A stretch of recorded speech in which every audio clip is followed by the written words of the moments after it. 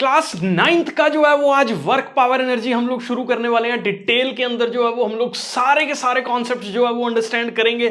सबसे पहले हम लोग जो है वो बिना टाइम वेस्ट किए जो है वो शुरू करने वाले हैं। आप पेन कॉपी निकाल लीजिए क्योंकि एक एक फंडा जो है वो मैं बहुत अच्छे से आपको क्लियर करने वाला हूं। पहले जो है वो सारा समझ लेते हैं, फिर उसके बाद ये स्लाइड जो है वो मैं फिर से शो कर दूंगा। आप जो है वो सब कुछ नोट जो है वो अपने पास कर लेना। सबसे पहले मैं यहां पे जो है वो एक टर्म आपके साथ डिस्कस कर रहा हूं जिसको हम लोग जो है वो फिजिक्स के अंदर क्या बोलते हैं, वर्क बोलते हैं। वर्क का मतलब है काम। ये काम जो है वो काफी ज्यादा कंफ्यूजिंग कई बार हो जाता है जब हम लोग इसको डे टू डे लाइफ के अंदर अपने रूटीन के टर्मिनोलॉजी के साथ जो है वो कंपेयर करने लगते हैं। ये है फिजिक्स वाला वर्क। नॉर्मली आप बैठ के इस तरह से लिख रहे हो या बैठे हुए हो कुछ सोच रहे हो या किसी चीज के ऊपर जो है वो आपके दिमाग में वर्कआउट चल रहा है या आप जो है वो कुछ भी एक्टिविटीज कर रहे हो, तो उसको हम लोग इस पर्टिकुलर वर्क से कंपेयर नहीं कर सकते हैं। वो कुछ अलग चीज है, वो एक जनरल स्लैंग है कि हम काम कर रहे हैं। काम जो है वो फिजिक्स के अंदर किस चीज को जो है वो हम लोग बोलते हैं कि फिजिक्स के अंदर वर्क की जो डेफिनेशन है वो हमारे पास ये बोलती है कि अगर किसी पर्टिकुलर ऑब्जेक्ट के ऊपर कुछ फोर्स लग रहा, ठीक है, और वो पर्टिकुलर ऑब्जेक्ट जो है वो फोर्स के लगने से कुछ उसकी पोजीशंस के अंदर जो है वो डिस्प्लेसमेंट जो है वो देखने को मिल रहा है। डिस्प्लेसमेंट अगर हो रहा है तो फिजिक्स में वर्क को हम लोग क्या बोलते हैं, मल्टीप्लाई कर दो दोनों को, प्रोडक्ट है किसका, फोर्स और डिस्प्लेसमेंट का जो है वो हम लोग जो है वो उसको प्रोडक्ट को वर्क जो है वो बोल देते हैं। तो W वर्क से रिप्रेजेंट कर रहे हैं, W से, F से इसको रिप्रेजेंट कर रहे हैं, इनटू में S से रिप्रेजेंट कर रहे हैं। तो force is the product of work is the product of force and displacement जो है वो हम लोगों के पास यहां पे हो जाता है। ये बेसिक डेफिनेशन है जो क्लास 9th के अंदर जो है वो बुक्स में गिवन है, लेकिन इसके अंदर बहुत सारी चीजें हैं जो आपको अंडरस्टैंड करनी है। पहले मैं थोड़ा सा आपको यहां पे समझा देता हूं। मान लीजिए बेटा ये कोई बॉडी है आपके पास और यहां पे आपने 5 न्यूटन का जो है वो फोर्स लगाया और ये बॉडी डिस्प्लेस होके जो है वो 5 मीटर ट्रैवल करगी उसी डायरेक्शन में जिस डायरेक्शन में जो है वो क्या लग रहा है, फोर्स लग रहा है। तो व्हाट इज द वर्क? तो वर्क की अगर मैं बात करूं तो फोर्स कितना लग रहा है, 5 लग रहा है, और डिस्प्लेसमेंट जो है वो हम लोगों के पास कितना हो रहा है, वो भी 5 हो रहा है। तो यहां से 25 जो है वो वर्क का फॉर्म आंसर जो है वो आ जाएगा। मतलब कितना वर्क डन हुआ, 25 is the magnitude of the work done हम लोगों के पास जो है वो होने वाला है। तो मैं अज्यूम कर रहा हूं कि आपको जो है वो बेसिक डेफिनेशन जो है वो अंडरस्टैंड हो गया किस तरह से जो है वो कैलकुलेट करना है। अब दूसरी चीज हम लोग समझते हैं कि इस वर्क की जो SI यूनिट है वो हम लोगों के पास क्या है। देखो वर्क है क्या, फोर्स इनटू डिस्प्लेसमेंट है। तो फोर्स की जो SI यूनिट होती है न्यूटन होती है, डिस्प्लेसमेंट की जो SI यूनिट है वो मीटर है। तो वर्क की जो यूनिट होगी वो हम लोगों के पास क्या होगी, डायमेंशनली न्यूटन मीटर जो है वो हमारे पास वर्क हो गया। अब इस न्यूटन मीटर को जो है वो इसके लिए हम लोग एक अलग से टर्म इस्तेमाल करते हैं जिसको जूल बोल देते हैं, और इसको रिप्रेजेंट जो है वो हम लोग कैसे करते हैं, कैपिटल J से जो है वो रिप्रेजेंट हम लोग यहां पे कर रहे हैं। जैसे अभी पिछले क्वेश्चन में 5 न्यूटन का फोर्स लग रहा था और 5 मीटर जो है वो उसका डिस्प्लेसमेंट हो रहा था, तो 25 is the magnitude of the work, और जिसको हम लोग क्या बोलेंगे, 25 जूल जो है वो वर्क हम लोगों के पास जो है वो हो रहा है। तो SI यूनिट्स जो है वो समझ आ गई, फॉर्मूला जो है वो हम लोगों को अंडरस्टैंड हो गया। तीसरी चीज मैं आपको ये बता रहा हूं कि वर्क हम लोगों के पास जो है वो एक बहुत इंपॉर्टेंट चीज है। ये वर्क एक स्केलर क्वांटिटी है, वेक्टर क्वांटिटी नहीं जो है वो हम लोगों के पास है। वैसे देखने में ना बड़ा अजीब सा लगता है कि यार फोर्स भी वेक्टर क्वांटिटी है, इनटू में डिस्प्लेसमेंट भी एक वेक्टर क्वांटिटी है, लेकिन वर्क जो हम लोगों के पास निकल के आता है वो एक स्केलर क्वांटिटी जो है वो हम लोगों के पास होती है। अब कई बार 9th लेवल पे ना इस पर्टिकुलर चीज को कई बार समझाना थोड़ा सा डिफिकल्ट हो जाता है क्योंकि 9th लेवल पे हमने वेक्टर्स को जो है वो नहीं पढ़ा होता। एक्चुअल में ना मैं आपको एक चीज थोड़ा सा बेसिक आइडिया जो है वो इस चीज का दे देता हूं। देखो फोर्स एक वेक्टर क्वांटिटी है, तो मान लीजिए ये हमारे पास फोर्स का वेक्टर है। किसी भी सिंबल के ऊपर अगर मैं इस तरह से एरो लगा रहा हूं तो इसको हम लोग क्या रीड करते हैं, this is read as force का वेक्टर जो है वो इसको हम लोग बोल रहे हैं, ठीक है। और ये हम लोगों के पास जो है वो क्या हो गया, डिस्प्लेसमेंट वेक्टर हो गया। अब मान लो इसके बीच में 40 डिग्री का एंगल बन रहा है, तो कितने डिग्री का एंगल बन रहा है, वो मैं थीटा ले रहा हूं। अब मैं ये एक्चुअल डेफिनेशन ऑफ वर्क जो है वो आपके साथ डिस्कस कर रहा हूं, बहुत इंपॉर्टेंट है। 9th लेवल पे इस पर्टिकुलर चीज को अंडरस्टैंड कर लोगे तो काफी इजी चीजें जो है वो हो जाएंगे आप लोगों के लिए आंसर करनी। तो फोर्स और डिस्प्लेसमेंट के बीच का एंगल है थीटा। अब मैं एक्चुअली ये समझा रहा हूं कि ये स्केलर क्वांटिटी क्यों है। तो हम लोग जो वर्क जब डिफाइन करते हैं ना, तो वर्क की जो एक्चुअल डेफिनेशन है वो ये बोलती है कि work is F S cos theta. मतलब क्या कि वर्क फोर्स पे तो डिपेंड करता है, कितना फोर्स लगाया, ठीक है। डिस्प्लेसमेंट कितनी हुई उस पे भी डिपेंड करता है, लेकिन एक और फैक्टर है ऐसा जिस पे वो डिपेंड कर रहा है, that is the angle. Angle कितना बन रहा है वर्क और फोर्स और डिस्प्लेसमेंट के बीच में, उसके ऊपर भी जो है वो हम लोगों के पास फोर्स वर्क जो है वो डिपेंड कर रहा है। तो कितना एंगल बन रहा है। अब ये कॉस थीटा हम लोगों के पास जो है वो क्या होता है, ये थोड़ा सा आइडिया मैं आपको दे देता हूं। मान लीजिए ये एक राइट एंगल्ड ट्राइंगल है, ठीक है। उस राइट एंगल्ड ट्राइंगल के अंदर ये एंगल बन रहा है थीटा। तो इस साइड को जो थीटा के साथ है इसको हम लोग बोलते हैं क्या, बेस। इसको जो है वो हम लोग बोलते हैं क्या, परपेंडिकुलर। और इस साइड को जो है वो हम लोग बोलते हैं क्या, हाइपोटेन्यूज जो है वो बोल देते हैं। अब कॉस थीटा हम लोगों के पास जो है वो क्या होता है, मतलब होता क्या है cos. Cos is actually the ratio of base upon hypotenuse, ठीक है। बेस अपॉन हाइपोटेन्यूज के रेशियो को हम लोग कॉस जो है वो बोल देते हैं।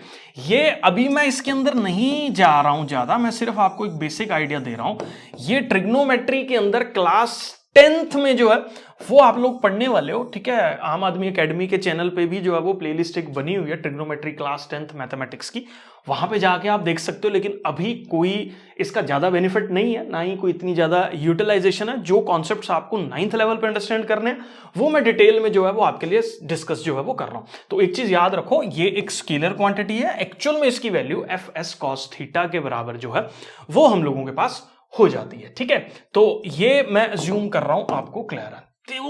तीसरी चीज जो है वो इसके अंदर हम लोगों के पास क्या है कि वर्क डन का साइन जो है वो हम लोगों के पास क्या होता है। हमने ये बता दिया स्केलर क्वांटिटी। अब वर्क डन पॉजिटिव है नेगेटिव है, क्या है, क्या वर्क डन पॉजिटिव ही होता है सिर्फ, या नेगेटिव भी हम लोगों के पास जो है वो वर्क डन हम लोगों के पास हो सकता है।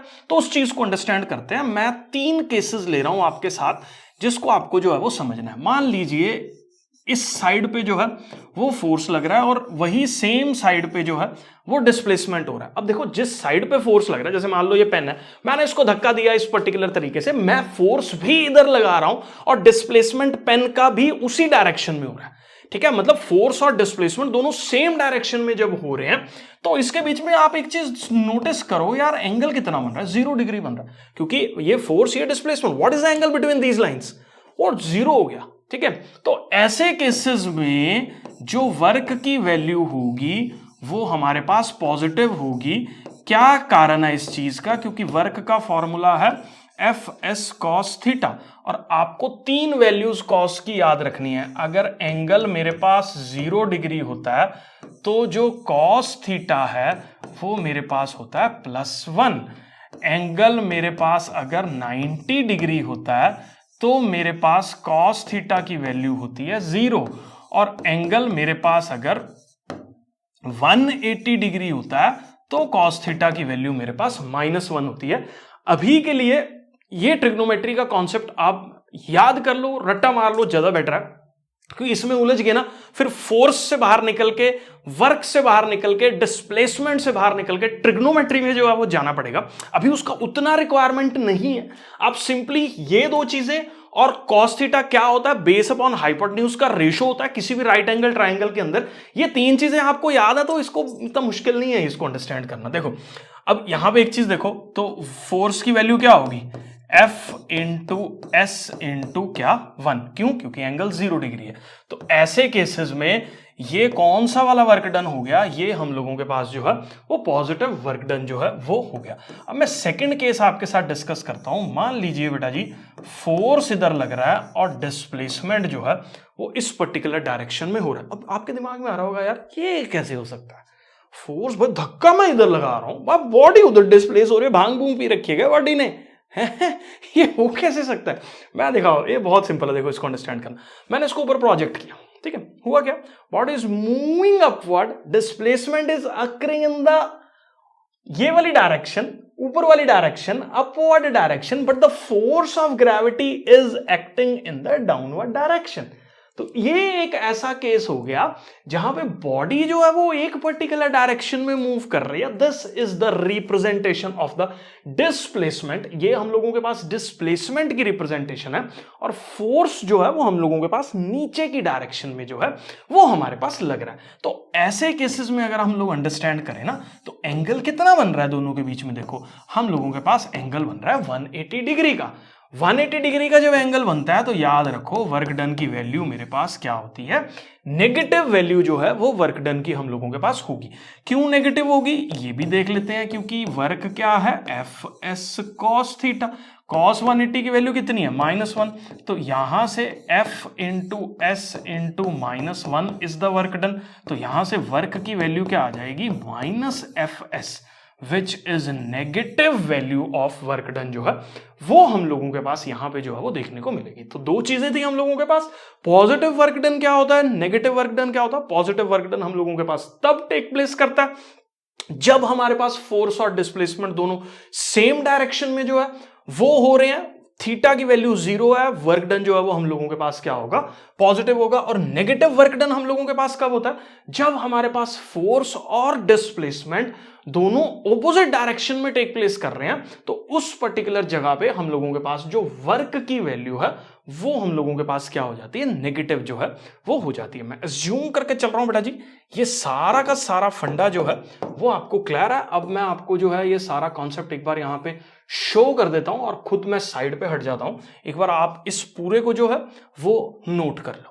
तो इसको लाइन टू लाइन जो है वो अब हम लोग देख लेते हैं कि जब भी फोर्स किसी भी ऑब्जेक्ट पे जो है वो हो रहा है तो वो उस ऑब्जेक्ट को हिला देता है, डिस्प्लेस जो है वो कर देता है कुछ डिस्टेंस तक। जब फोर्स अप्लाई होता है तो उसको हम लोग जो है वो work done by the force जो है वो बोल देते हैं। Work done by the force होता किसके बराबर है, ये प्रोडक्ट के बराबर होता है। प्रोडक्ट का मतलब क्या होता है, हम लोगों के पास मल्टीप्लाई किस किस चीज को, फोर्स और डिस्प्लेसमेंट को मल्टीप्लाई कर दो तो हम लोगों के पास जो है वो वर्क हो जाता है। अगर फोर्स कांस्टेंट है, object is displaced through a certain s, तो वर्क डन की वैल्यू FS cos थीटा होती है।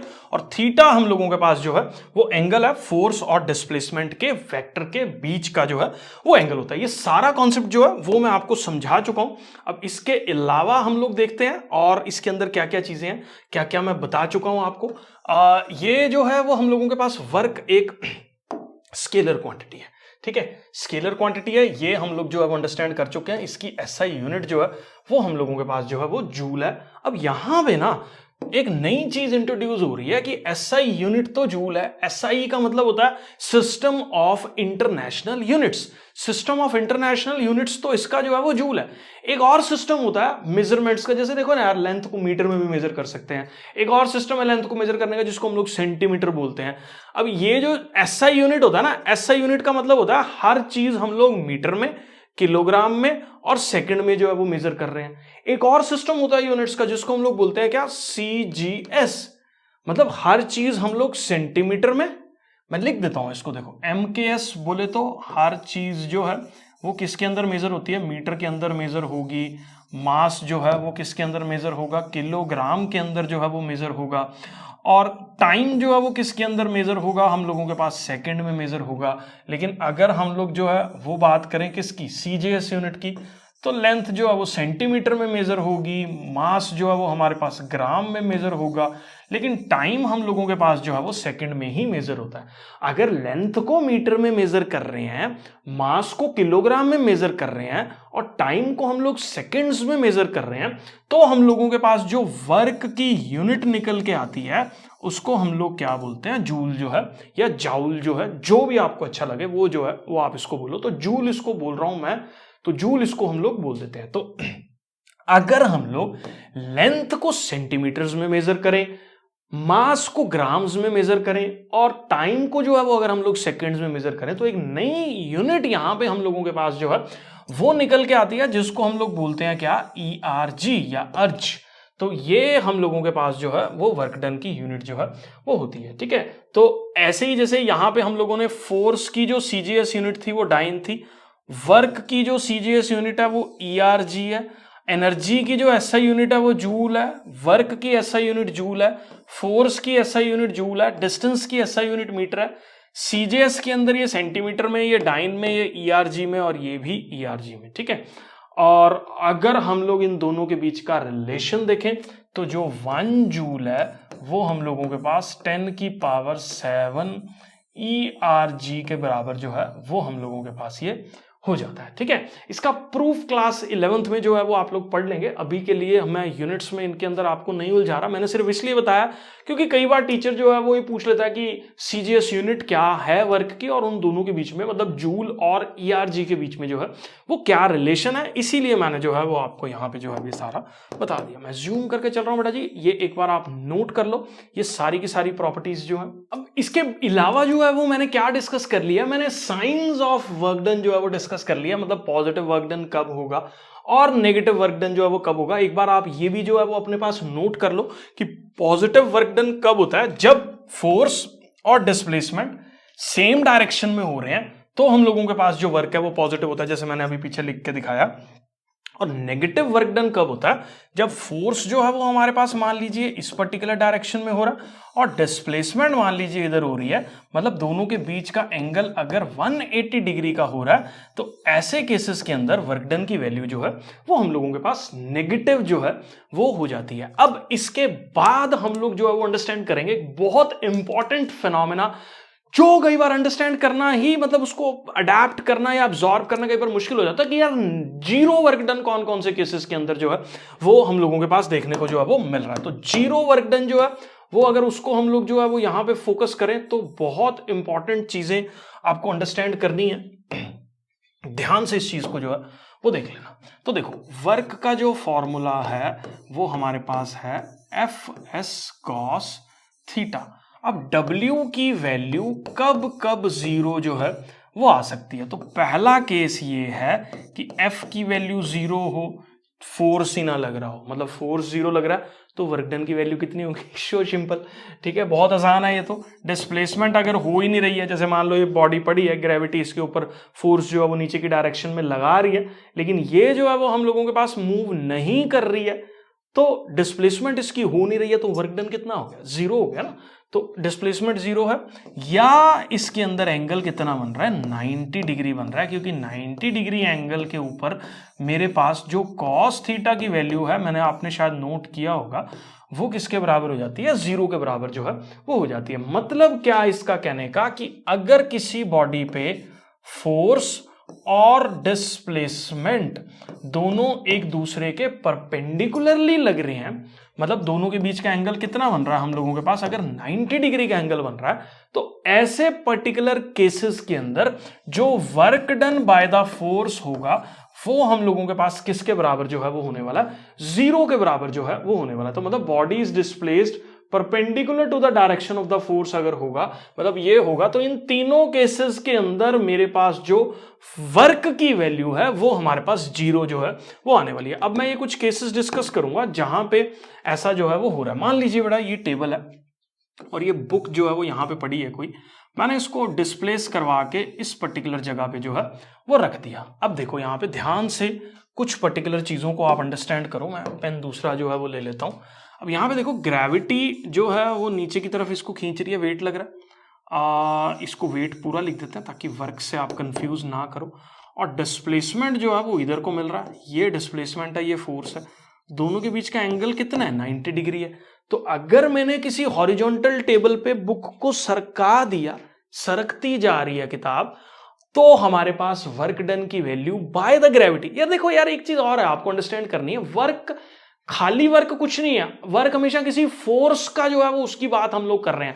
वर्क जीरो है, it is a stupid term. हाँ, work done by the gravity zero है तो बात समझ में आती है, क्योंकि इस पर्टिकुलर केस में work done by friction zero नहीं होगा, क्योंकि फ्रिक्शन इसको ऑब्जेक्ट को पीछे की तरफ खींच रहा है। वर्क डन बाय फ्रिक्शन अलग होगा, वर्क डन बाय ग्रेविटी अलग होगा, work done by the man अलग होगा जो इसको लेके जा रहा है। हम अगर particularly work done by gravity की बात करें, मतलब इस पर्टिकुलर एग्जांपल में वर्क बाय ग्रेविटी की बात करें, तो यहां पे इस पर्टिकुलर केस में work done by gravity will be zero के बराबर जो है वो हम लोगों के पास जो है वो होगा। क्यों? क्योंकि फोर्स और डिस्प्लेसमेंट दोनों आपस में परपेंडिकुलर एंगल्स जो है वो हमारे पास बना के बैठे हुए हैं, इसीलिए ऐसा जो है वो हम लोगों के पास देखने को जो है वो मिल रहा है। ज्यूम करके चल रहा हूं, ये क्लियर है। नेक्स्ट एक और चीज मैं आपको समझाता हूं, काफी इंपॉर्टेंट है। मान लो ये कोई बॉडी जो है वो एक सर्कुलर मोशन हमारे पास कर रही है, ठीक है। अब यहां पे देखो, ऑब्वियसली बॉडी सर्कुलर मोशन कर रही है तो फोर्स लग रहा है उस पर सेंटर की तरफ, जिसको हम लोग सेंट्रीपिटल फोर्स जो है वो बोल देते हैं। अब हर पॉइंट पे जो उसकी वेलोसिटी है वो टेंजेंशियल है, तो डिस्प्लेसमेंट इस डायरेक्शन में है, फोर्स इधर है, दोनों के बीच का एंगल कितना बन रहा है हम लोगों के पास 90 डिग्री बन रहा है। तो 90 डिग्री का एंगल अगर बन रहा है तो what is the work done by the centripetal force, what is the work done, एक स्टूपिड टर्म है, आपको हमेशा वर्क डन के अंदर फोर्स को स्पेसिफाई करना है कि कौन से पर्टिकुलर फोर्स की बात जो है वो हो रही है। अगर आपका स्कूल टीचर भी इस तरह की हरकतें कर रहा है ना कि ये बॉडी पड़ी है यहां से लेके यहां तक जो है वो चलेगी, what is the work done, तो ये नहीं है जीरो लिख देना उसको, जीरो वर्क डन नहीं होगा, क्योंकि ग्रेविटी अलग वर्क डन कर रही है, ग्रेविटी का वर्क डन जीरो है, फ्रिक्शन का वर्क डन जीरो नहीं है, या जो आदमी यहां से यहां तक इसको खींच के जा रहा है उसका वर्क डन भी जीरो नहीं है।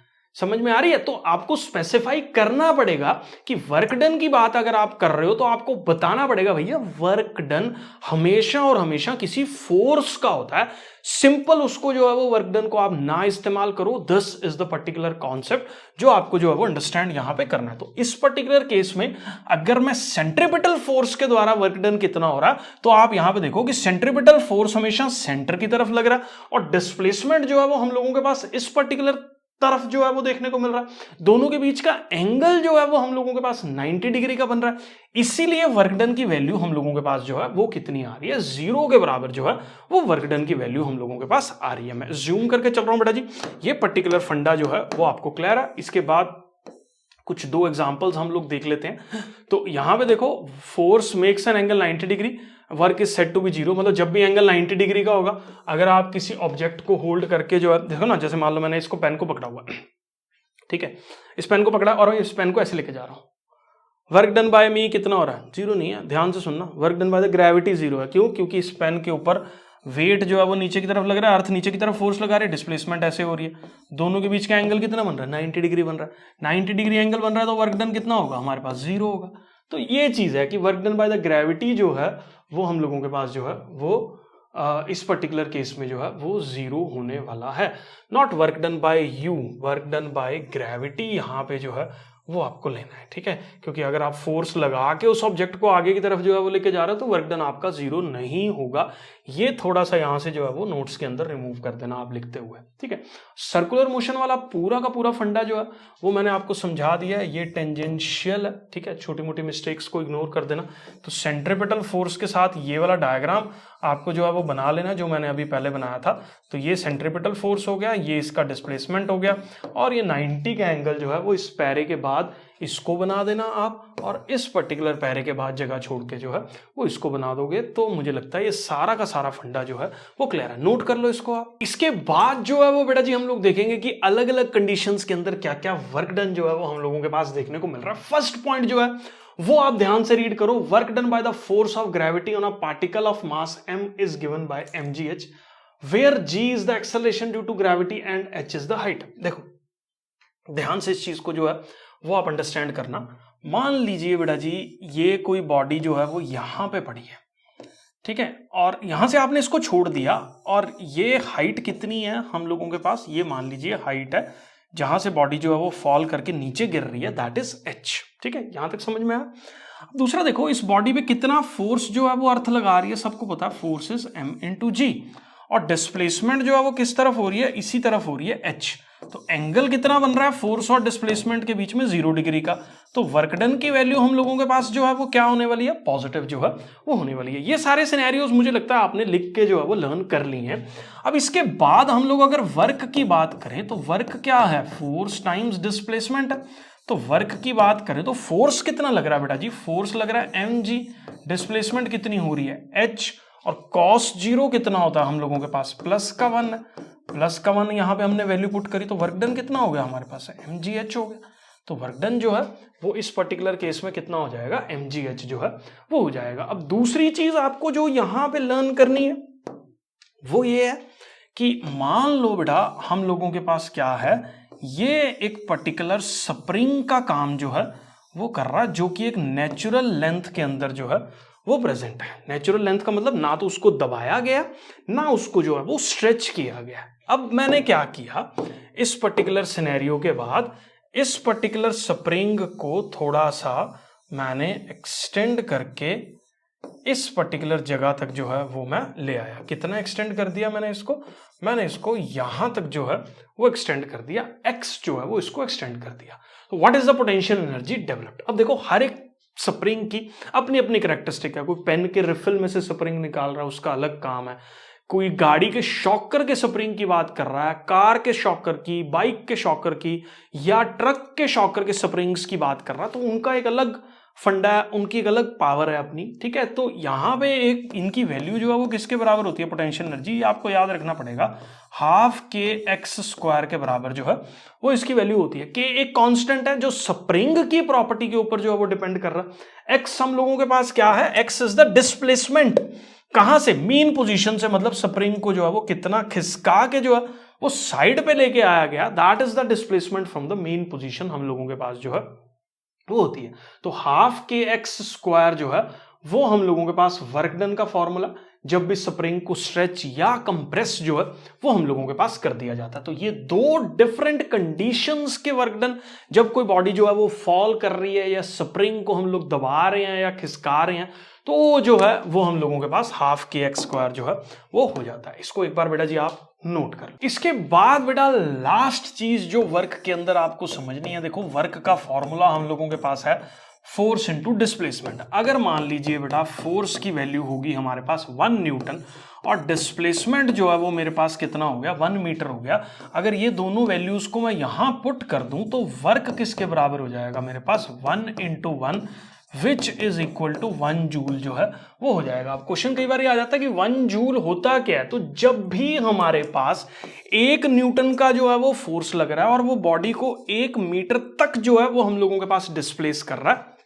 तो हम लोगों के पास जो वर्क की वैल्यू है वो 1 जूल के बराबर जो है वो हम लोगों के पास हो जाती है। इसी चीज को जो है वो हम लोग 1 जूल जो है वो बोल देते हैं। मैं एज्यूम करके चल रहा हूं बेटा जी वर्क का जो है वो सारा का सारा फंडा सब बच्चों को जो है वो क्लियर है। नेक्स्ट जो है वो बेटा जी आज हम लोग एनर्जी जो है वो अंडरस्टैंड करेंगे। एनर्जी क्या होता है, काइनेटिक एनर्जी क्या होता है, पोटेंशियल एनर्जी क्या होता है, और डिफरेंट टाइप्स ऑफ एनर्जीज हम लोगों के पास जो है वो पोटेंशियल में कौन कौन सी है। क्लास 9th के सारे टॉपिक्स जो है वो हम लोग एनर्जी के कवर अप करने वाले हैं। तो बहुत ही सिंपल एक बेसिक डेफिनेशन है, वर्क के जैसे ही इसकी यूनिट है। हम लोगों के पास capacity to doing of work, किसी भी काम को करने की कैपेसिटी को हम लोग जो है वो अपने पास एनर्जी बोल देते हैं। एनर्जी एक स्केलर क्वांटिटी है, जैसे कि वर्क एक स्केलर क्वांटिटी है, इसकी भी एसआई यूनिट वही है जो सेम वर्क की एसआई यूनिट है, जिसको हम लोग जूल जो है वो बोल देते हैं। और सीजीएस के अंदर इसकी एसआई यूनिट जो है वो ईआरजी हम लोगों के पास जो है वो होती है। बहुत सारी टाइप्स की एनर्जीज जो है वो हम लोगों के पास हैं। मैकेनिकल एनर्जी बेसिकली हम लोग जो है वो पढ़ने वाले हैं, जिसके अंदर काइनेटिक और पोटेंशियल दो तरह की एनर्जीज को जो है वो हम लोग देखने वाले हैं। इसके अलावा केमिकल एनर्जी होगी, कोई भी सेल के अंदर आपने देखा होगा घड़ी में डाल दो तो 1-1.5 साल तक जो है वो इवन रिस्ट वॉचेस के जो सेल्स हैं, मरकरी सेल्स जो है वो चलते रहते हैं। तो केमिकल एनर्जीज उसके अंदर स्टोर्ड है। लाइट जो सनलाइट से एनर्जीज आ रही हैं वो एक फॉर्म होगी, हीट एक फॉर्म होगी हम लोगों के पास एनर्जी की।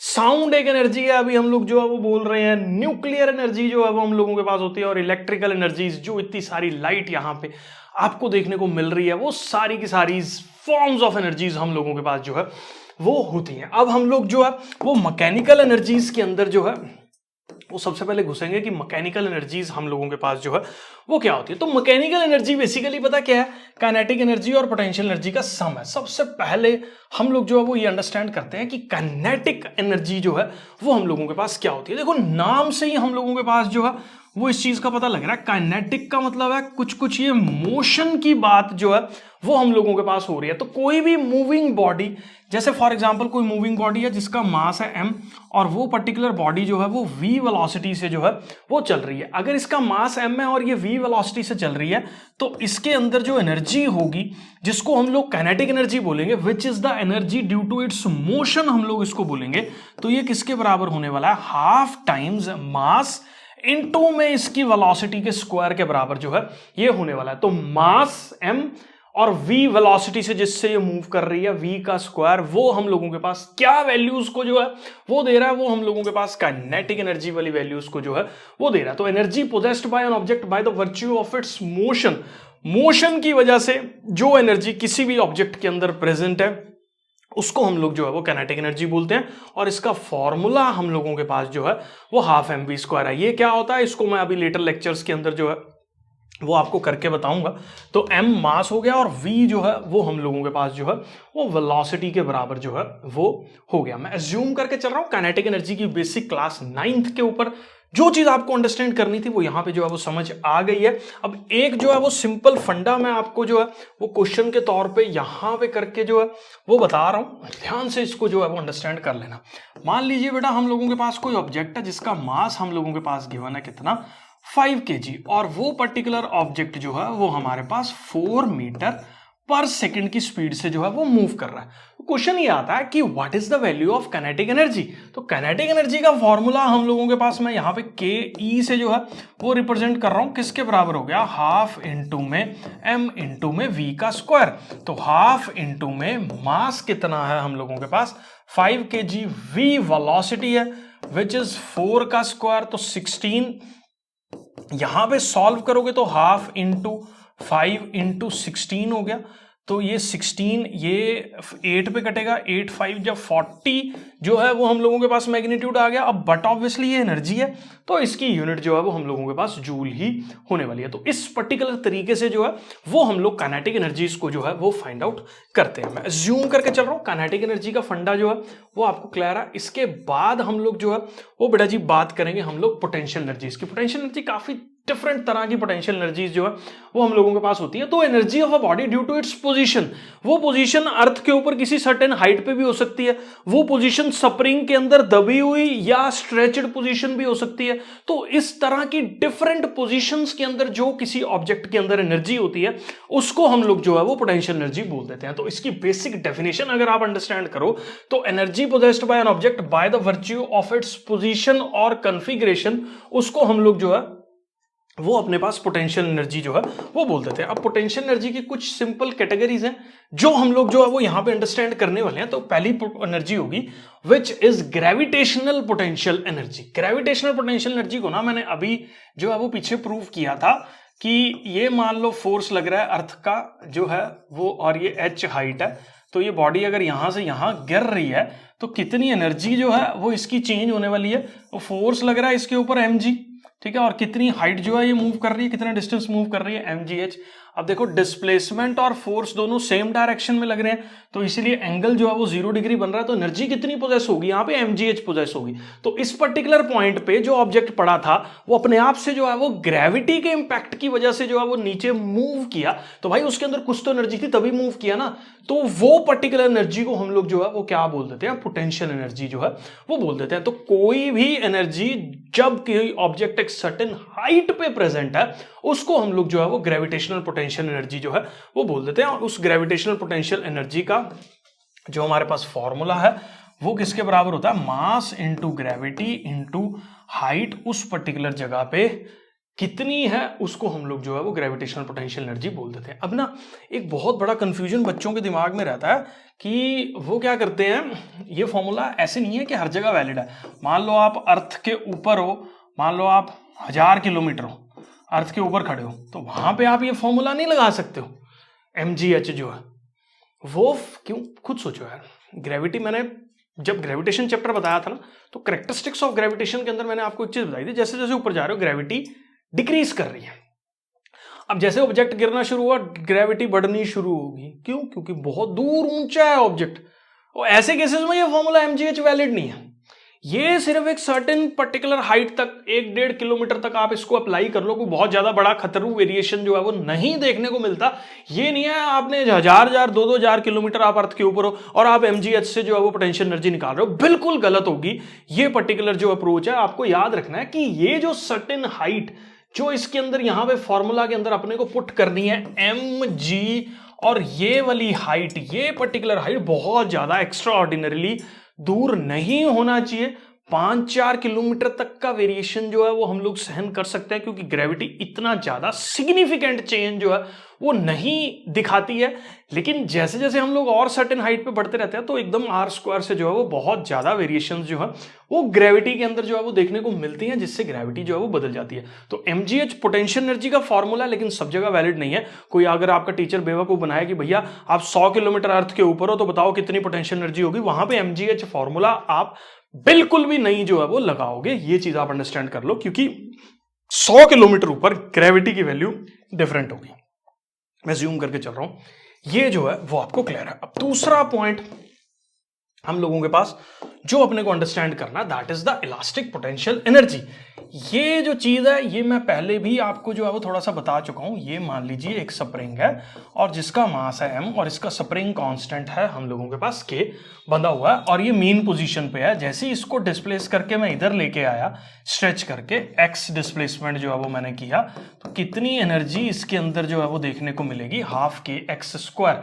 क्योंकि देखो ना यहां पे लेके आओगे क्या होगा, खुद सोचो, यहां पे लेके आओगे जब आप इसको तो ये ऑब्जेक्ट अपने आप से इस डायरेक्शन में मूव करने की टेंडेंसी रखेगा और ये इस डायरेक्शन में मूव करेगा और इस पर्टिकुलर स्प्रिंग को जो है ये स्ट्रेच करता चलेगा इसकी तरफ, और जैसे ही यहां पे रुकेगा और फिर दोबारा से जो है वो इस तरफ इसको पुश मिलेगा और ये जो है वो उसी डायरेक्शन में जो है वो हम लोगों के पास मूव करेगा। ठीक है, तो स्प्रिंग पे पोजीशन जो है वो बहुत मैटर करती है। स्प्रिंग कंप्रेस्ड है तो उसकी टेंडेंसी रहेगी कि वो दूर फेंक के मारे उसको, और अगर स्प्रिंग स्ट्रेच्ड है तो उसकी टेंडेंसी रहेगी वो पास खींच के लेके आए। तो बॉडी की टेंडेंसी अपने आप मूव करने की ड्यू टू इट्स कन्फिग्रेशन जो है वो हम लोग जो है वो इलास्टिक पोटेंशियल एनर्जी जो है वो हम लोग बोल देते हैं। मैं ज्यूम करके चल रहा हूं बेटा जी, ये पर्टिकुलर फंडा जो है वो आपको क्लियर है। अब ये काफी इंपॉर्टेंट चीज है जिसको हम लोग जो है वो वर्क एनर्जी थ्योरम जो है वो बोल देते हैं। मैं ना पहले इसकी बेसिक डेफिनेशन जो है वो देख लेता हूं, यहां पे जो लिखी हुई है इसको देख लो आप, बहुत इंपॉर्टेंट क्वेश्चन है और ये एग्जाम्स के अंदर आता ही आता है, क्योंकि ये काफी ज्यादा एक इंपॉर्टेंट सिग्निफिकेंट फैक्टर जो है वो हम लोगों के पास कॉज जो है वो कर रहा है। तो यहां पे देखो वर्क एनर्जी थ्योरम हम लोगों के पास क्या है, change in kinetic energy of a particle is equal to the work done. मतलब किसी भी पार्टिकल की जो चेंज हो रही है, किसके अंदर चेंज हो रही है, हम लोगों के पास काइनेटिक एनर्जी के अंदर जो चेंज हो रही है वो किसके बराबर जो है वो हम लोगों के पास होने वाली है, वो वर्क डन के बराबर जो है वो हम लोगों के पास होने वाली है। तो चेंज इन काइनेटिक एनर्जी जो है वो हम लोगों के पास वर्क डन के बराबर जो है वो होती है। अब इसी चीज को जो है ना वो मैं यहां पे 2 हिस्सों में इसको बोर्ड को डिवाइड करके जो है वो प्रूव करने वाला हूं। ध्यान से इस चीज को देख लेना, ठीक है। तो देखो चेंज इन काइनेटिक एनर्जी, मान लो ऑब्जेक्ट का मास है m और वो इनिशियली u वेलोसिटी पे मूव कर रहा था, फिर कुछ देर के बाद वो v वेलोसिटी से जो है वो मूव कर रहा है। तो इनिशियल अगर मैं बात करूं काइनेटिक एनर्जी तो वो कितनी होगी, हाफ m और साथ में क्या u स्क्वायर, और फाइनल काइनेटिक एनर्जी जो है वो कितनी होगी हम लोगों के पास, हाफ m और साथ में क्या होगा, साथ में v स्क्वायर जो है वो साथ में होगा। तो m मास है, u उसकी इनिशियल वेलोसिटी है, v उसकी फाइनल वेलोसिटी है, तो k i half mu square और फाइनल काइनेटिक एनर्जी जो है वो हाफ mv स्क्वायर के बराबर जो है वो हो जाएगी। अगर मैं यहां पे चेंज इन काइनेटिक एनर्जी निकालूं, डेल्टा मतलब चेंज इन काइनेटिक एनर्जी, मतलब मैं अगर क्या करूं final kinetic energy minus initial kinetic energy करूं, तो चेंज इन काइनेटिक एनर्जी की वैल्यू जो है वो मेरे पास क्या होगी, half mv square minus half mu square. तो यहां से बेटा जी देखो हाफ m मेरे पास कॉमन आ गया, अंदर क्या बचा, v square minus u square. अब आपको शायद एक फॉर्मूला जो है वो थर्ड इक्वेशन ऑफ मोशन का याद हो कि v square minus u square तो 2as के बराबर होता है। ये थर्ड इक्वेशन ऑफ मोशन है। तो यहां पे अगर मैं इसकी वैल्यू पुट कर दूं, कहां पे वैल्यू पुट कर दूं, change in kinetic energy is half m into में क्या 2 इंटू a इंटू s, तो v square minus u square क्या 2as, वैल्यू पुट कर दी यहां पे 2as, ये 2 से एक 2 कटा, तो डेल्टा k हम लोगों के पास क्या हो गया, ma इंटू एस के बराबर हो गया। एम ए हमारे पास क्या है, फोर्स है, एस क्या है हमारे पास, डिस्प्लेसमेंट है। तो डेल्टा के की वैल्यू हम लोगों के पास क्या होगी, फोर्स इंटू डिस्प्लेसमेंट के बराबर जो है वो हमारे पास डेल्टा के की वैल्यू जो है वो होगी। मैं अज्यूम करके चल रहा हूं बेटा जी, आपको ये समझ आ गया कि काइनेटिक एनर्जी का जो चेंज है, जो काइनेटिक एनर्जी का चेंज है वो फोर्स इंटू डिस्प्लेसमेंट के बराबर है। अब सबको मालूम है कि फोर्स इंटू डिस्प्लेसमेंट हम लोगों के पास किसके बराबर होता है, तो फोर्स इंटू डिस्प्लेसमेंट तो हम लोगों के पास सबको पता है क्या, कि वो तो वर्क के बराबर है, क्योंकि ये तो वर्क की बेसिक डेफिनेशन है कि work is equal to force into displacement. तो फोर्स इंटू डिस्प्लेसमेंट वर्क के बराबर है। तो यहां से हमारे पास क्या प्रूव हो रहा है कि जो चेंज इन काइनेटिक एनर्जी है, that particular change in kinetic energy is equal to किसके बराबर जो है वो हम लोगों के पास हो रही है, वर्क डन के बराबर जो है वो हम लोगों के पास हो रही है। तो change in kinetic energy work done के बराबर है, ये हम लोगों के पास वर्क एनर्जी थ्योरम जो है वो होगी। इसको आप नोट कर लो, बाकी मैं इसको आपको डॉक्यूमेंट से जो मैंने स्लाइड्स बना रखी है उसके अंदर भी जो है वो शो कर दूंगा। मैं अज्यूम करके चल रहा हूं बेटा जी, ये जो है वो क्लियर है। अब इसका ना दूसरे वाला वर्जन जो है वो समझो वर्क एनर्जी थ्योरम का। अभी हमने क्या प्रूव किया, चेंज इन काइनेटिक एनर्जी जो है वो वर्क डन है। अब हम लोग प्रूव करेंगे work done is change in kinetic energy है। मतलब जो वर्क डन है, वर्क डन क्या होता है हम लोगों के पास, फोर्स इनटू क्या, डिस्प्लेसमेंट। तो वर्क डन हम लोगों के पास देखो क्या हो गया, फोर्स क्या है, mass into acceleration into displacement. तो वर्क डन यहां पे क्या हो गया, मास इनटू, इसको 2 से डिवाइड किया, 2as जो है वो मैंने कर दिया। कोई दिक्कत तो नहीं है ना, 2 से मल्टीप्लाई करना, 2 से डिवाइड करना, ठीक है। अब ये क्यों किया ये आपको समझ में आ जाएगा। m/2 2as को लिख सकते हैं v square minus U square, क्योंकि थर्ड इक्वेशन ऑफ मोशन है। थर्ड इक्वेशन ऑफ मोशन हमारे पास क्या बोलती है, v square minus U square is equal to 2as। बस अब इसको देखो यहाँ पे वर्क डन क्या हो गया, mv square by 2 minus mu square by 2। ये क्या है मेरे पास, ये हम लोगों के पास फाइनल काइनेटिक एनर्जी है। ये क्या है मेरे पास, ये हम लोगों के पास इनिशियल काइनेटिक एनर्जी है। ये वैल्यू जो है वो किसके बराबर है, ये वैल्यू हम लोगों के पास जो है वो वर्क के बराबर है। तो चेंज इन काइनेटिक एनर्जी हम लोगों के पास क्या हो गया, change in kinetic energy work done के बराबर तो हो गया। तो चेंज इन काइनेटिक एनर्जी हम लोगों के पास जो है वो वर्क डन के बराबर जो है वो होता है। मैं अज्यूम करके चल रहा हूं बेटा जी, ये जो है वो आपको क्लियर है। अब इसके अंदर कुछ और इंपॉर्टेंट चीजें जो आपको वर्क एनर्जी थ्योरम के अंदर जो है वो अंडरस्टैंड करनी है। बाकी इससे पहले जो है वो मैं एक बार आपको नोट करवा देता हूं। वर्क एनर्जी थ्योरम जो है वो सारा यहां पे जो है वो मैंने इसको पूरा का पूरा डेफिनेशन के तौर पे जो है वो लिखा हुआ है। आप एक बार स्क्रीनशॉट लेके जो है वो इसका आप नोट कर लो। मैं अज्यूम करके चल रहा हूं बेटा जी, आपने जो है ये नोट कर लिया है। अब हम लोग जो है वो इसके अंदर देखने वाले हैं कि यार वर्क एनर्जी थ्योरम के अंदर साइंस जो है वो हम लोग कैसे प्रेडिक्ट कर रहे हैं। बहुत इंपॉर्टेंट चीज है यहाँ पे जो अंडरस्टैंड करनी है, ध्यान से देखना, इसको बाद में जो है वो नोट करेंगे। वर्क डन जो है वो हमारे पास क्या है, फाइनल काइनेटिक एनर्जी माइनस जो है वो क्या है, इनिशियल काइनेटिक एनर्जी। दो केसेस के अंदर इसको मैं डिवाइड कर रहा हूं। अगर मेरे पास फाइनल काइनेटिक एनर्जी जो है वो बड़ी है किससे, इनिशियल काइनेटिक एनर्जी से, तो वर्क डन की वैल्यू देखो ये वाली वैल्यू बड़ी है और ये छोटी है। जब माइनस करोगे तो ये क्या आएगा मेरे पास, पॉजिटिव आएगा। तो इस पर्टिकुलर पॉजिटिव वर्क डन के अंदर क्या हो रहा है कि ऑब्जेक्ट जो है वो पहले धीरे चल रहा था, पॉजिटिव वर्क डन हो रहा है, ऑब्जेक्ट को जो है वो पीछे से धक्का मिल रहा है, ऑब्जेक्ट की डिस्प्लेसमेंट जो है वो बढ़ रही है, वर्क डन जो है वो हो रहा है ऑब्जेक्ट के ऊपर, जिससे ऑब्जेक्ट की काइनेटिक एनर्जी बढ़ती गई। मान लो पहले 20 जूल पे मूव कर रहा था, अभी ये 50 जूल पे मूव कर रहा है, तो this is positive work done.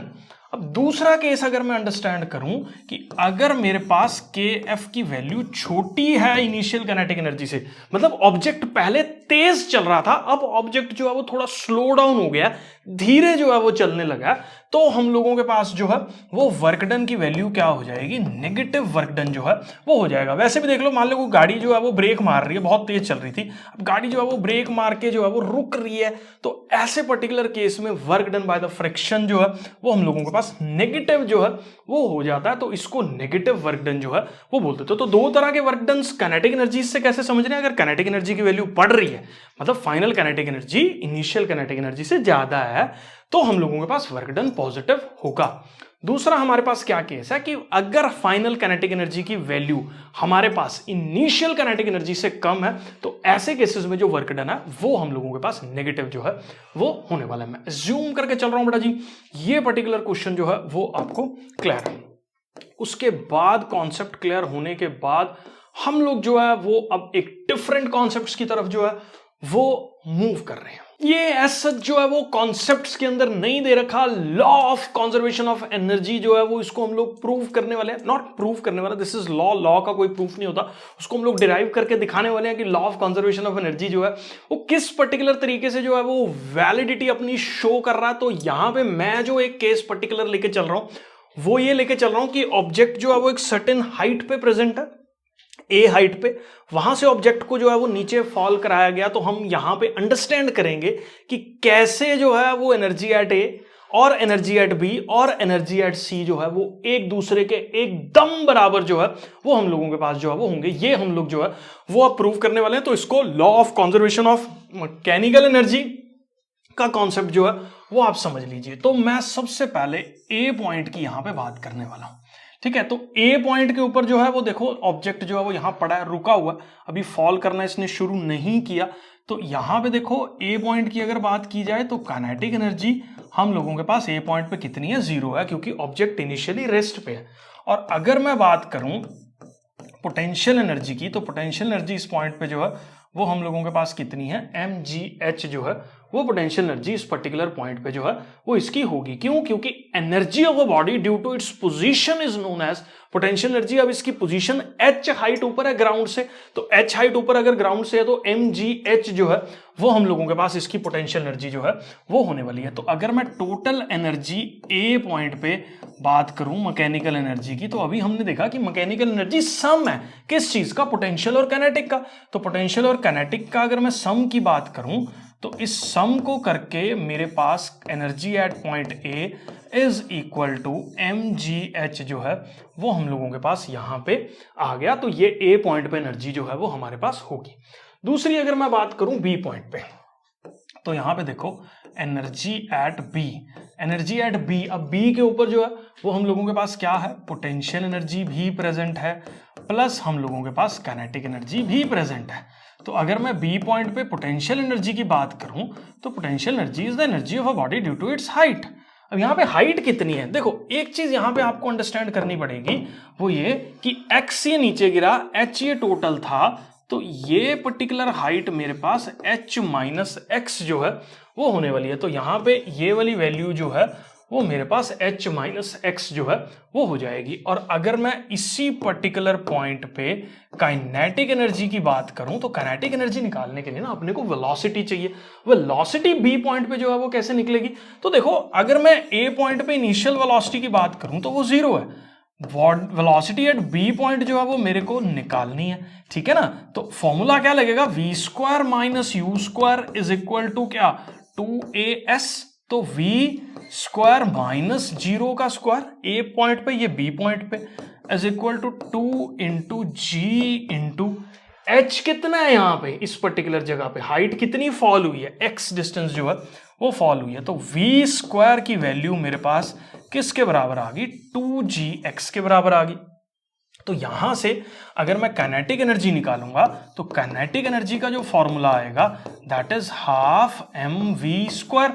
तो काइनेटिक एनर्जी अगर हाफ mv स्क्वायर आ रहा है तो v स्क्वायर की अगर मैं वैल्यू पुट करूं तो हाफ m इंटू में 2gx, ये 2 से 2 कटा, तो ये वैल्यू किसके बराबर आ गई, mgx के बराबर जो है वो हमारे पास काइनेटिक एनर्जी आ गई। तो यहाँ पे काइनेटिक एनर्जी किसके बराबर होगी, mgx के बराबर होगी, ठीक है। अब आप एक चीज ध्यान से देखो जरा, अगर मैं इन दोनों वैल्यूज को ऐड करूंगा ना, मतलब अगर मेरे को टोटल एनर्जी जो है वो बी पॉइंट पे निकालनी है तो टोटल एनर्जी बी पॉइंट पे क्या होगी, इस बी पॉइंट पे potential energy plus B point पे जो है वो क्या, काइनेटिक एनर्जी। अब एनर्जी एट बी पॉइंट जो है पोटेंशियल एनर्जी कितनी है, mg, अब मैं इसको ना खोल देता हूं, h माइनस mgx प्लस साथ में ये क्या mg, साथ में क्या x, ये दोनों कटे, और एनर्जी एट बी पॉइंट मेरे पास देख लो बेटा जी कितनी आ गई, mgh के बराबर ही आ गई। तो इसका मतलब क्या हुआ कि एनर्जी एट बी और एनर्जी एट ए जो है वो हम लोगों के पास जो है वो बिल्कुल बराबर जो है वो पर्टिकुलर वैल्यूज को जो है वो हमारे पास शो कर रहा है। अब क्वेश्चन ये आता है कि mgh एनर्जी ए पे आ रही है, mgh एनर्जी बी पे आ रही है। आप ना इसको यहां तक नोट कर लो, क्योंकि मैं नेक्स्ट जो है वो इसको साफ करके फिर जो है वो लिखूंगा सी पॉइंट की एनर्जी की डेरिवेशन जो है। आप एक बार अपने पास जो है वो इसको अच्छे से डायग्राम तो मैं यही रहने दूंगा, बाकी आप सारा नोट कर लो, ठीक है। फिर मैं एनर्जी एट सी पॉइंट जो है वो आपको निकाल के बताता हूं। बस याद रखो कि मैकेनिकल एनर्जीज का जो सम है वो kinetic energies plus potential energies के बराबर जो है वो हम लोगों के पास होता है। तो मैं इसको हटा रहा हूं। अब मैं आपको बताता हूं कि एनर्जी एट सी पॉइंट जो है वो कैसे निकलेगा। देखो सी पॉइंट पे आगे बॉडी यहां गिर गई, तो ऐसे केसेस के अंदर जो पोटेंशियल एनर्जी है वो जीरो होगी और जो काइनेटिक एनर्जी है उसको निकालना है। अब यहां पे देखो इनिशियल वेलोसिटी कितनी थी, जीरो थी इस पर्टिकुलर पॉइंट पे। ऑब्जेक्ट की फाइनल वेलोसिटी मेरे को जो है वो निकालनी है सी पॉइंट पे। फॉर्मूला क्या है, V square minus U square is 2g। पूरी हाइट फॉल कर रहा है h, तो वी स्क्वायर की वैल्यू क्या होगी, 2gh होगी, ठीक है। Half M V C square, ये वी सी की वैल्यू ही है, ठीक है। ये a हो गया, ये a वाली वैल्यू है, ठीक है। तो इसकी वैल्यू कितनी होगी, हाफ इंटू में 2gh होगी, हाफ से हाफ कटा तो सॉरी यहां पे m भी आएगा हाफ, तो यहां से मल्टीप्लाई करके इसकी वैल्यू कितनी आ गई, mgh आ गई। तो एक चीज यहां पे देखने को मिल गई कि काइनेटिक एनर्जी की वैल्यू कितनी होगी, mgh होगी। अगर मैं एनर्जी एट सी पॉइंट निकालूं तो energy at C point is potential energy plus साथ में काइनेटिक एनर्जी, तो 0 प्लस mgh, तो 0 प्लस mgh किसके बराबर आ गया, मेरे पास mgh के बराबर आ गया। तो यार एक चीज आप देखो, आप कहीं पे भी हो पूरी की पूरी जर्नी के अंदर जो टोटल मैकेनिकल एनर्जी है वो हम लोगों के पास बिल्कुल कंजर्व्ड जो है वो होती है। और तीनों पॉइंट्स पे, चाहे आप ए पे निकाल लो, बी पे निकाल लो या सी पे निकाल लो, दोनों पोटेंशियल एनर्जीज और काइनेटिक एनर्जीज का जो सम है वो हम लोगों के पास सिर्फ और सिर्फ एक ही वैल्यू को शो कर रहा है, and that particular value is mgh। दरअसल बेसिकली इसमें हो क्या रहा है, देखो ए पॉइंट पे सिर्फ पोटेंशियल एनर्जी है। जैसे ही ऑब्जेक्ट ने नीचे जो है वो फॉल करना शुरू किया तो पोटेंशियल एनर्जी अब काइनेटिक एनर्जी में बदल रही है और ऑब्जेक्ट जो है वो तेजी से मूव कर रहा है और धीरे धीरे धीरे धीरे हाइट जो है वो इसकी रिड्यूस होकर यहां होगी। तो इस पर्टिकुलर टाइम पे when it just hits the ground, just before it hits the ground, तब इसके अंदर सिर्फ और सिर्फ जो है हाइट इसकी ऑलमोस्ट जीरो हो चुकी होगी और सिर्फ कौन सी एनर्जी जो है वो प्रेजेंट होगी, काइनेटिक एनर्जी जो है वो प्रेजेंट होगी। तो इस पर्टिकुलर केस के अंदर एनर्जी का फॉर्मेशन एक फॉर्म से दूसरी फॉर्म में जो है वो ट्रांसफॉर्मेशन देखने को मिल रहा है। यहां पे पोटेंशियल एनर्जी से एनर्जी जो है वो काइनेटिक एनर्जी में चेंज हो रही है पूरी की पूरी, लेकिन total mechanical energy is conserved और उसकी वैल्यू जो है वो mgh के बराबर जो है वो होने वाली है। स्कूल के ऊपर इस तरह से जो है एक डेरिवेशन के ऊपर जो है वो क्वेश्चंस पूछ लेते हैं, तो ये सारा जो है वो आप नोट कर लिया। मैं जूम करके चल रहा हूं, आपको जो है ये फंडा क्लियर है। बाकी नेक्स्ट स्लाइड के अंदर जो है वो मैंने लिखा हुआ है, ये सारा जो है वो मैं आपको शो कर देता हूं, स्क्रीनशॉट्स उसके जो है वो आप ले लो, ठीक है। तो ये मैंने एनर्जी एट डायग्राम आपने बना लिया, ठीक है। तो ये नोट कर लो एक बार आप, ये ए पॉइंट से है, ठीक है। ये ए पॉइंट से लेके यहां तक का स्क्रीनशॉट ले लिया, ठीक है। उसके बाद इसके आगे जो है वो मैं ये बी पॉइंट की एनर्जी जो है वो यहाँ पे बी पॉइंट का जो है वो मुझे लगता है आपका हो गया। ये बी पॉइंट की एनर्जी जो है वो निकल गई, जो मैंने आपको निकाल के बताई थी। उसके बाद जो है ये हम लोगों ने यहाँ पे, इसने सी पॉइंट का जो है वो शायद नहीं निकाला, वो मैंने आपको दूसरा मैनुअली जो है वो शो कर दिया था अभी, ठीक है। तो ये सी पॉइंट की एनर्जी मुझे लगता है शायद ये आपने नोट कर ली होगी, नहीं तो वीडियो रिवर्स करके जो है वो देख लेना। मैं जूम करके चल रहा हूं बेटा जी, law of conservation of energy जो है वो आपको क्लियर है। नेक्स्ट हम लोग जो है वो काइनेटिक एनर्जी और मोमेंटम के बीच में जो है वो रिलेशन देखने वाले हैं। काफी important question paper point of view से जो है वो ये बन जाता है और काफी अच्छे अच्छे न्यूमेरिकल्स जो है वो फिजिक्स के अंदर इसके अंदर पूछे जा रहे हैं। एग्जाम्पलर के अंदर तो बहुत सारे क्वेश्चन मैंने ऑलरेडी सॉल्व कर रखे हैं, जब मैंने सारी एग्जाम्पलर वर्क पावर एनर्जी की जो है वो सॉल्व की थी। तो इसके अंदर देखो बेटा जी, सबसे पहले आप एक चीज अंडरस्टैंड करो, मोमेंटम का जो फॉर्मूला, इधर मत देखो, अभी जो मैं लिख रहा हूं उस पर देखो, मास इनटू वेलोसिटी जो है वो होता है simple formula, mass into velocity के प्रोडक्ट को मोमेंटम बोलते हैं। स्क्वायरिंग कर दो बोथ साइड्स, तो ये किसके बराबर हो गया, m स्क्वायर, और ये v स्क्वायर के बराबर हो गया। अब एक काम करो, आप दोनों साइड पे m से डिवाइड कर दो, तो ये मेरे पास हो गया बाय m, और इसको अगर आप देखोगे सॉल्व करके तो it will be mv square. तो यहां पे देखो मेरे पास क्या आ रहा है, p square by m is mv square. मेरे को रिलेशन क्या निकालना है, काइनेटिक एनर्जी। ये काइनेटिक एनर्जी तो नहीं है, लेकिन अगर मैं इसको 2 से डिवाइड कर दूं दोनों साइड पे तो ये काइनेटिक एनर्जी होगी। तो ये देखो ये रिलेशन हम लोगों के पास जो है वो निकल के आ गया। क्या रिलेशन निकल के आ गया, p²/2m is this is kinetic energy. और काइनेटिक एनर्जी का फॉर्मूला जो है वो मोमेंटम के साथ जो है वो क्या रिलेशन में आ गया, 2me।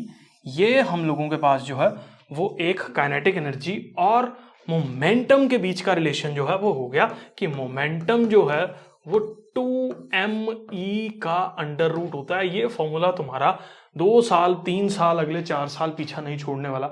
11th-12th में बहुत ज्यादा बड़ा सिग्निफिकेंस जो है वो इन फॉर्मूलाज का फिजिक्स के अंदर, केमिस्ट्री के अंदर जो है, इवन केमिस्ट्री के अंदर भी देखने को जो है वो मिलता है। तो ये फंडे जो है वो मैं अज्यूम कर रहा हूँ आपको जो है वो क्लियर हो गया कि मोमेंटम और काइनेटिक एनर्जी में जो है वो क्या रिलेशन है।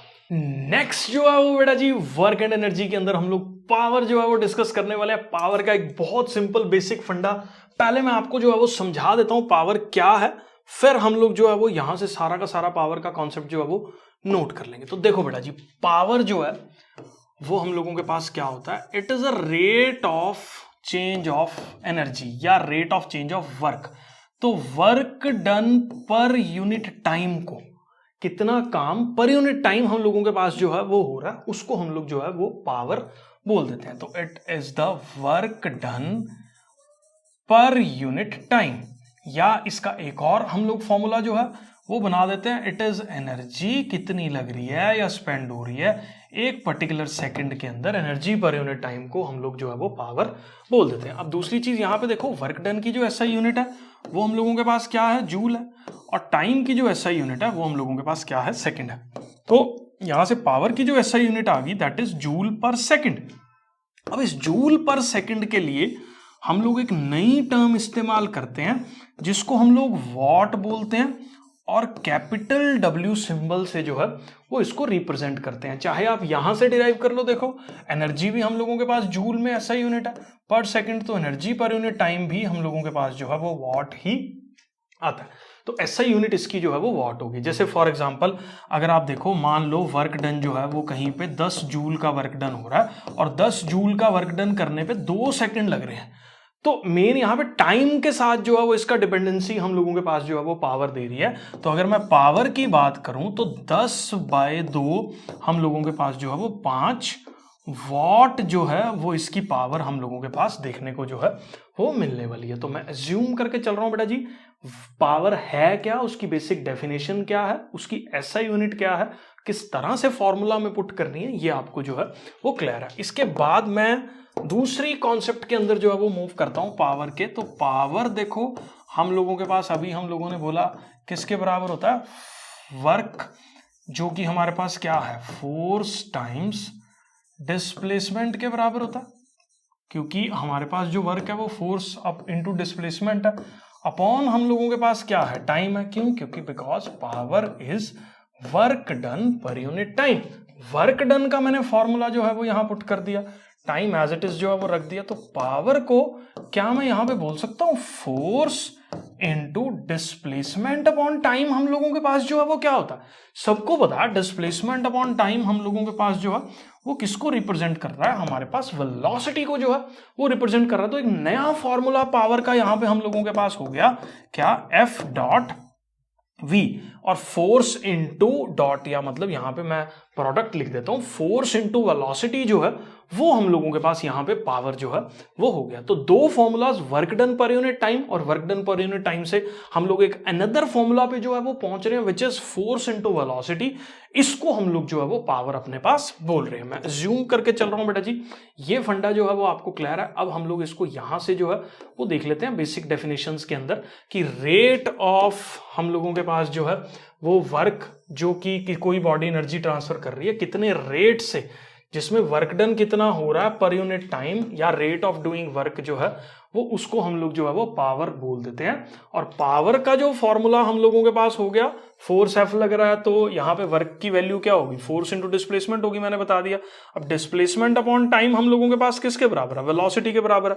तो पावर किसके बराबर होगी यहाँ पे, एफ वी जो है उसके बराबर होगी। अब ये थीटा वाला फंडा जो है वो मैं आपको फिर से एक बार जो है वो यहाँ पे समझा देता हूँ। देखो पावर हम लोगों के पास जो है वो क्या होती है, work done per unit time. Work done का फॉर्मूला क्या है, अगर थीटा की टर्म्स में देखें, वर्क डन होता है F S cos theta by T. तो यहां पे देखो power is equal to F into displacement upon time, हम लोगों के पास क्या हो गया, वेलोसिटी हो गया, तो कॉस थीटा हो गया। तो पावर का फॉर्मूला क्या हो गया, एफ वी कॉस थीटा जो है वो हम लोगों के पास पावर जो है वो हो गया। पावर की जो एसआई यूनिट है वो हम लोगों के पास वॉट है। जैसे वर्क जो है वो हम लोगों के पास एक स्केलर क्वांटिटी है, वैसे ही पावर भी हम लोगों के पास जो है वो एक स्केलर क्वांटिटी है। आप पावर्स की ना कुछ और यूनिट्स भी इस्तेमाल करते हैं, कई बार हम लोग ऐसे लिख देते हैं 1 किलोवाट, किलोग्राम, किलोमीटर। तो this particular word kilo means 1000 what जो है वो इसका मतलब हम लोगों के पास जो है वो होता है। तो यहां पे 1 किलोवाट जो है वो 1000 वॉट के बराबर होता है, और 1 हॉर्स पावर जो है एचपी जिसको हम लोग बोलते हैं 746 वॉट के बराबर होता है। ये काफी इंपॉर्टेंट है, कई बार अच्छे न्यूमेरिकल्स के अंदर जो है वो कई बार हॉर्स पावर इस्तेमाल कर लेते हैं, या कोई गाड़ियों का शौक रखते हो बच्चे तो उसमें बोलते हैं कि यार इतने हॉर्स पावर का जो है वो इसका इंजन है, या जितने इतने नैनोमीटर का जो है वो टॉर्क है इतना। तो ये टर्म्स जो है वो हॉर्स पावर हम लोग जो है वो इस्तेमाल कर लेते हैं, जिसका मतलब होता है 746 वॉट के कॉम्बिनेशन को हम लोग जो है वो हॉर्स पावर जो है वो बोल देते हैं। अब किलोवाट आवर क्या है, इसको मैं अभी आगे जो है वो आपको समझा रहा हूं, मैं जूम करके चल रहा हूं, आप इसको यहां तक जो है वो नोट कर लेना, और इसका स्क्रीनशॉट जो है वो आप ले लो, मेरी फोटो के साथ लेना। Yes exactly, thank you. चलो आगे मूव करते हैं हम लोग। उसके बाद हम लोगों के पास एक और यूनिट है जो कि एनर्जी का है, that is kilo watt hour. अब देखो पावर हम लोगों के पास होता है एनर्जी अपॉन टाइम, तो एनर्जी किसके बराबर हो गया, पावर इंटू टाइम के बराबर जो है वो हो गया। अगर मान लीजिए मेरे पास पावर दे रखी है कितनी, 1 किलोवाट, और टाइम दे रखा है मेरे पास कितना, 1 आवर, तो एनर्जी जो है वो मेरे पास किसके बराबर हो जाएगी, 1 kilowatt into 1 hour, which is equal to 1 kilowatt hour जो है वो एनर्जी हम लोगों के पास हो जाएगी। तो 1 किलोवाट आवर इज बेसिकली हम लोगों के पास ये क्या चीज है, ये एक एनर्जी को जो है वो हम लोगों के पास रिप्रेजेंट कर रहा है ये, और इसको हम लोग जो है वो क्या बोलते हैं, कॉमर्शियल यूनिट जो है, यहां पता नहीं लिखा हुआ है, इसको हम लोग जो है वो कॉमर्शियल यूनिट ऑफ एनर्जी जो है वो बोल देते हैं। जो भी तुम्हारे घरों के अंदर बिल वगैरह आते हैं ना, तो हम बोलते हैं ना यार इतने यूनिट बिजली जो है वो हमने यूज कर ली, या इतने यूनिट लाइट जो है वो हमने यूटिलाइज कर ली। तो unit is basically 1 kilowatt our, ये हम लोगों के पास जो है वो यूनिट है। तो यूनिट बेसिकली 1 किलोवाट आवर को जो है वो रिप्रेजेंट हम लोगों के पास कर रहा है। अब क्वेश्चन ही आता है 1 किलोवाट आवर यूनिट तो है वो ठीक है, लेकिन इसको जूल में अगर मैं कन्वर्ट करूंगा तो क्या चीज मेरे पास देखने को मिल रही है, ये नोट कर लो, ये शायद स्लाइड में नहीं था, या आप स्क्रीनशॉट शेयर करके जो है नोट करके अपने पास जो है वो रख लेना, ठीक है। अब मैं कन्वर्ट कर रहा हूं 1 किलोवाट आवर के अंदर कितनी एनर्जी है, देखो 1 इंटू किलो का मतलब है 1000, वॉट का मतलब है जूल पर सेकंड, इंटू आर का मतलब है मेरे पास 3600 सेकंड्स। तो ऐसा यूनिट में सेकंड से सेकंड जो है वो हमारे पास कट गया, तो 3600 देखो यहां से, और साथ में 000, या इसको लिख सकते हैं 3.6 इंटू 10 पावर 6 जूल जो हम लोगों के पास है, ये इसकी एनर्जी की यूनिट जो है वो होगी, या यहां पे भी इसको हम लोग लिख देते हैं। तो ये कमर्शियल यूनिट है हम लोगों के पास, जिसको हम लोग जो है वो इतनी एनर्जी अगर हम लोगों के पास खर्च होती है, तो हमारे एरियाज के अंदर जैसे मान लो 8 रुपए 10 रुपए जो भी रेट है आपका कमर्शियल का या हाउसिंग का, तो इतनी एनर्जी खर्च होगी तो जाके जो है वो हमारा 10 रुपए बिल आएगा, या 12 रुपए या 15 रुपए बिल आएगा, डिपेंडिंग ऑन कौन सी लोकेशंस और एरियाज में तुम लोग जो है वो प्रेजेंट हो। मैं ज्यूम करके चल रहा हूँ बेटा जी, ये जो है वो क्लियर है। अब उसके बाद एक और हम लोगों के पास जो है वो चीज थी कि पावर जो है that is equal to F dot V, मैंने अभी प्रूव किया था, एफ वी कॉस थीटा। तो यहां पे 3 चीजें जो है वो देखने को मिलेंगी। पहला ये कि कॉस थीटा अगर हम लोगों के पास जो है वो 0 डिग्री है, दूसरा थीटा हम लोगों के पास जो है वो 90 डिग्री है, तीसरा थीटा अगर मेरे पास जो है वो 180 डिग्री है। थीटा अगर 0 डिग्री है तो पावर की वैल्यू सिंपली एफ वी हो जाएगी और ये पावर मेरे पास पॉजिटिव जो है वो वैल्यू देगी। अगर यहाँ पे 90 डिग्री है तो पावर जो है वो हमारे पास 0 वैल्यू देने वाली है। मतलब जब फोर्स और वेलोसिटी दोनों 90 डिग्री का एंगल बना रही हैं तो उस केस में पावर की वैल्यू 0 होगी। अब ऐसे केसेस में पावर जो है वो क्या होगी, एफ वी कॉस थीटा -1 होता है 180 की वैल्यू, तो पावर जो है वो हमारे पास एक नेगेटिव वैल्यू को देगी। तो एफ परपेंडिकुलर है अगर वी के, तो ऐसे केसेस में पावर जो है, क्योंकि वर्क डन 0 होता है तो पावर जो है वो 0 होगी। अब ये कहाँ पे जो है वो हम लोगों के पास देखने को मिलेगा, तुम किसी भी ऑब्जेक्ट को जो है वो इस तरीके से घुमाओ, फोर्स हमेशा सेंटर की तरफ लग रहा है और पार्टिकल का डिस्प्लेसमेंट हमेशा ऐसे हो रहा है, तो ऐसे केसेस में फोर्स और वेलोसिटी जो है वो हम लोगों के पास 90 डिग्री का एंगल बना के बैठे हुए हैं। ये सारा का सारा इस पर्टिकुलर एग्जांपल में जो है वो हमने लगा रखा है कि फोर्स और वेलोसिटी अगर परपेंडिकुलर है तो ऐसे केसेस में जो पावर की वैल्यू है वो हमारे पास 0 वैल्यू जो है वो देने वाला है। मैं अज्यूम करके चल रहा हूँ बेटा जी, ये फंडा भी आपको जो है वो क्लियर है। उसके बाद हम लोग जो है वो एक और टर्म यहां पे हम लोग डिफाइन कर लेते हैं, वॉट। अब देखो, अब पावर सबको मालूम है क्या है, एनर्जी या वर्क डन अपॉन टाइम है। अब एनर्जी की जो यूनिट है वो हम लोगों के पास क्या है, जूल है। टाइम की जो यूनिट है वो मेरे पास क्या है, सेकंड है।